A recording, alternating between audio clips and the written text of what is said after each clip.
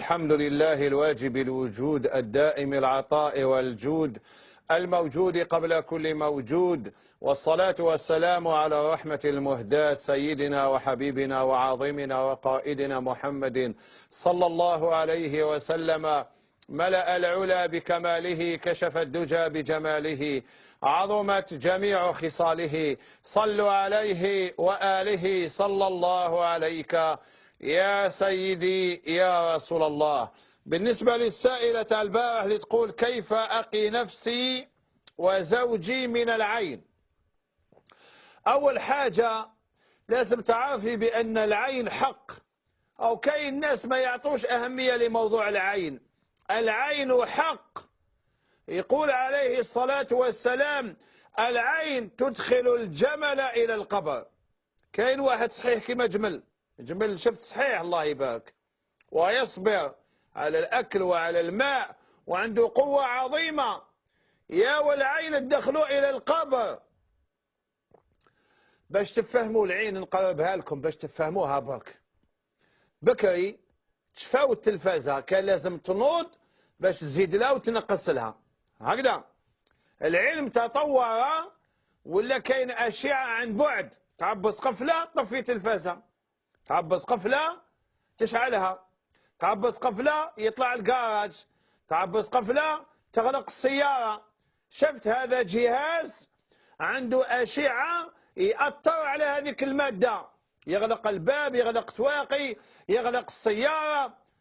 العين عندها أشعة، العين خلقها ربي عندها أشعة تقيس هذاك الإنسان. نوع من الناس عندهم هذه المسألة، واحد النهار يعني جاتني مرة في قالمة، جات قالت لي يا ودي حبيت نسقسيك، قالت لي مالي يا كاع راهم قاطعيني، ما يخلونيش نجي ضيفة عندهم، ما يحبونيش لأن عندي العين. اعترفت قالت لي صح عندي العين، قالت لي كي نشوف في إنسان يطيح. قلت لها البدية بداي بيا الله يرضى عليك ما تشوفيش فيا، دوري هكذا شوفي فكات واحد الشجرة شوفي فيها وسقسيني. نبدا الاولى نسلك روحي، والله الذي لا اله الا هو هذيك العشيه اللي تحرقت رجلها تحرقت، اللي رجلها تكسرت بالجبس ولات بالجبس، اللي طاحت من الدار، حتى جاليه هذاك المكلف هذاك المركب السياحي قال لي يا شيخ كاين ظاهره غريبه، قال لي ما كاش دار في هذا الحي ما صارت لهمش مصيبه اليوم. قلت له راهي كاين فلانه راهي تقعد في التاقه واللي يجوز تعطيه، فكان الامر كما وقع. كاين ناس خلقهم ربي هكذا، كان واحد السلطان عربي في وقت الجاهليه كان عنده واحد يضرب العين، كان يديه يحارب به الاعداء، يغمضوا له عينه ويدوه هو يحلوا له عينه كي يجوز لهذاك الملك تاع العدو، يحلوا له عينه يشوف فيه يطيح. اما لا واحد النهار داوى حلوا له عينه شاف رمل ما شاف والو، قال هذاك الملك اللي جابه، قالوا وين هو هذا الملك تاعهم؟ قالوا هاوليك الهيكه تحت هذيك الكثبان قدام هذيك الحاجه.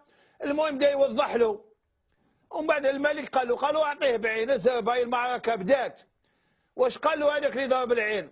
قالوا مانيش نشوف فيه. زاد وضح له هاوليك فلان شوف مليح. ومن بعد واش قالوا؟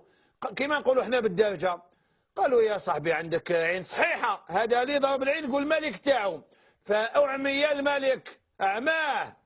قال له بصح عندك عين صحيحه، انا ماني نشوف فيه انت تشوف فيه، ضرب عين الملك تاعو اعمى، فخسروا المعركه. اذا كيف تقينا نفسك وزوجك من العين؟ اولا بشكر المنعم، تشكر يا ربي سبحانه على النعم نتاعو. وشكر النعمه ماشي لما تقول الشكر لله الشكر لله الشكر لله الشكر لله، وانما ان تصرف جميع ما انعم الله به عليك في طاعته، ان تصرف جميع ما انعم الله به عليك في طاعته. المال في طاعه الله، الصحه في طاعه الله، الوقت في طاعه الله، هذه هي شكر النعمه.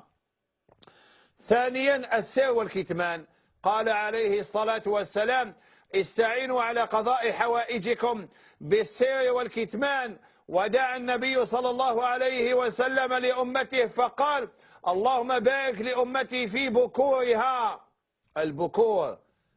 البكور ما لا ماشي تحد اللي هضري انا راجلي كذا، انا راجلي عنده كذا، انا راجلي يحوس بيا، انا راجلي يشري لي الذهب، انا راجلي يجيب لي، انا راجلي يوكلني، حنا ناكلوا اللحم، حنا الفاكهه، احنا غير طهدري.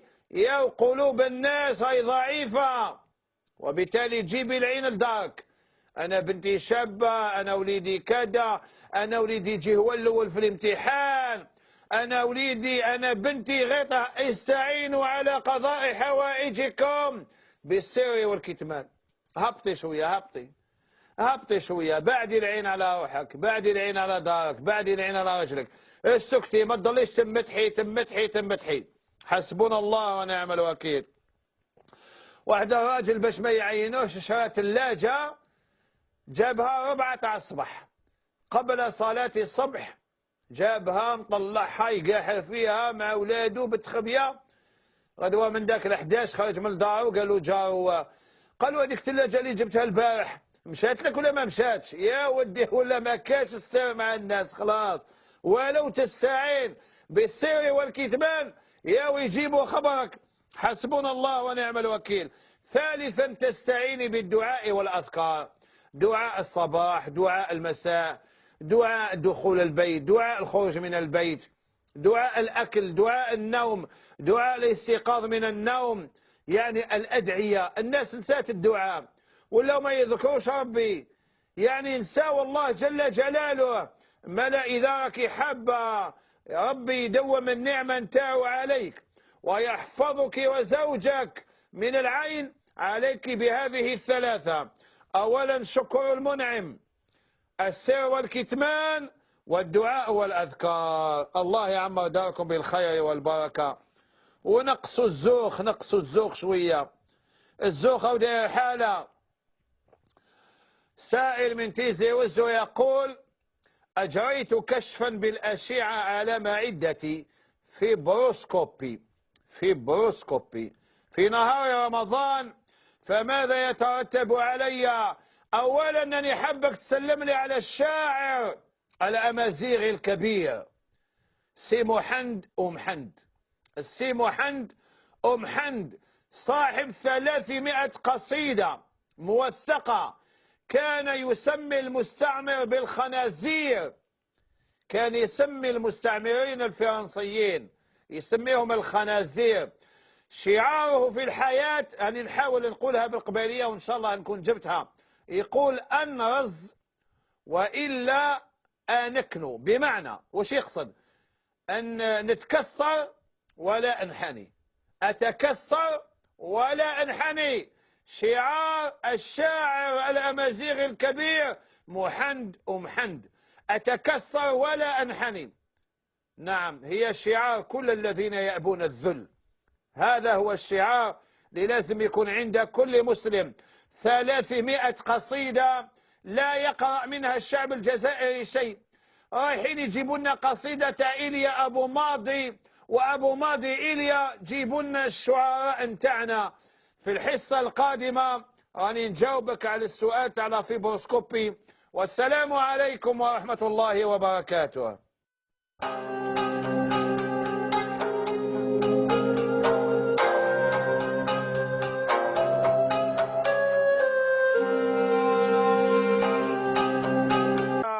ونحيو المشاكل مع الورثة والحالة راهي مشبكة. نقعد للجوع، ناكل حيط، ناكل ياجور، ناكل سيمان، ناكل دارديسول. فكانت المرأة على حق، فلا عبرة ولو رجلها خلى لها هذا مسكن جميل، مادام محتاجة تاكل تشرب تداوي، عندها المسكن ولكن ما عندهاش المال الصوارد باش تعيش، يجوز إعطاؤها من الزكاة. وكم من عائب قولا صحيحا وآفته من الفهم السقيم. سائل من الدار البيضاء بالمغرب الشقيق يقول: هل يجوز لي أن أعطي زكاتي للعمال عندي في الشركة. سلم لي على ناس الدار البيضاء، وسلم لي على أولاد قسنطينة في الدار البيضاء، زرتهم وأكلت من ملحهم وضيفوني. ملأ الله بيوتكم بالخير والبركة. اللهم إني أسألك وأتوجه إليك وأنت الإله العظيم في عليائك، اللهم املأ بيوتهم بالخير والبركة. نعم، يجوز إعطاء الزكاة للعمال عندك في الشركة بشرط، حاولوا تفهموا، بشرط أن لا تكون أجرة لهم. يعني ما تكونش هي أجرة. يعني عندي خدام يخدم عندي الشهرية نتاعو، نمثل يعني 2000 درهم. أنا واش ندير في لما يجي الزكاة؟ نعطي له 2000 درهم من الزكاة وما نعطيلوش الأجرة. لا لا، هذا لا يصح. لا يجوز للزكاة أن تكون أجرة، وإنما تعطي لهم زكاة وتخلصهم، فبهذا يجوز ولا شيء عليك. واللي قال لك لا يجوز عليه أن يتعلم، وعليه أن يسكت، وعليه أن يسأل أهل العلم. سائلة من عين الدفلة تقول: هل يجوز الصيام وإهداء ثوابه للميت إذا كنت تقصدي شهر رمضان المبارك؟ فالفرائض لا تهدى، الفرائض لا تهدى. يعني الصلاة ما نهديش ثوابها لكش واحد، الصوم، ولكن النافلة يجوز إهداء ثوابها للميت، النافلة يجوز. الحج كذلك، حج الفريضة، الحج الأول الذي يسمى حج الفريضة لا يهدى، ولكن لما إنسان حب يحج بعد ذلك يجوز أن يهدي الثواب للميت، الباباه، اليماه، الخال، العمته، يهدي الثواب. واحد الرجل من الكاليتوس أو ما زال ساكن في الكاليتوس، وإن شاء الله يسمع فيا، التقيت به في العمرة أو في الحج، الله أعلم أني ناسي، راح جاب حج على هواري بومدين. جي في بالك أنت، شوف المحبة بين الناس. قال لي: قريت التاريخ تاع هواري بومدين، قال لي فعلمت أنه لم يذهب إلى الحج، جاه دالو حجة. شوف الرجال كيف يفكروا، اهدى حجة للرئيس هواري بومدين رحمه الله. شوف واحد اللي ربي يكتب له الخير، حتى وهو ميت ربي سخر له من عباده من يهدي له حجا. أما لا يجوز لك أن تهدي النافلة ولكن لا تهدي الفريضة. سائل يقول، سائلة من معسكر تسأل: هل المكياج، الزواق يعني، حرام في رمضان؟ يا والمكياج حرام طول السنة لغير الزوج، لا تتزين المرأة إلا لزوجها. وهذيك العقيدة تاع ما نقدرش نخرج مصفارة، ما نقدرش نخرج مصفارة، يعني هذا كلام باطل لا ينفعك بين يدي الله. المرأة لا تتزين إلا لزوجها، وماشي غير في شهر رمضان تخلي التزين. حتى كاين بعض النساء ملقوت عام كامل هما يتزينوا، في شهر رمضان ما يعرفوهمش.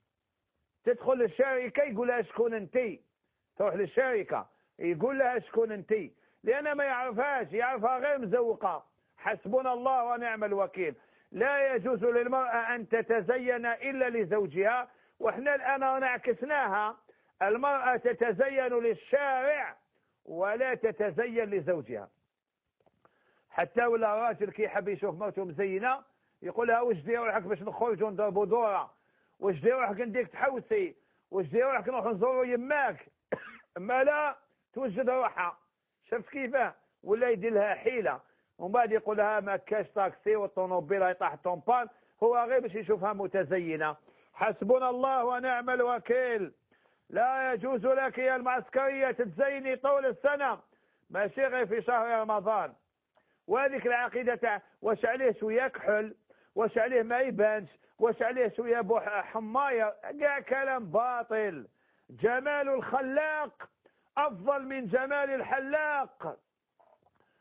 سائل من عين تيموشنت يقول: زوجتي تتحداني ما راكش راجل إذا ما طلقتنيش ماذا أفعل؟ ويلها بلي أنت راجل. هيا هاي حبة تشوفك راجل. هذا الرجل لو كان يطلقها يعني يبلغ به الغضب إلى درجة الجنون ويطلقها فطلاقه لا يقع لأنه مكره، والنبي صلى الله عليه وسلم يقول لا طلاق في إكراه. وهذا المرأة اللي تطلب الطلاق من زوجها من غير ما بأس قال عليه الصلاة والسلام لن تشم رائحة الجنة.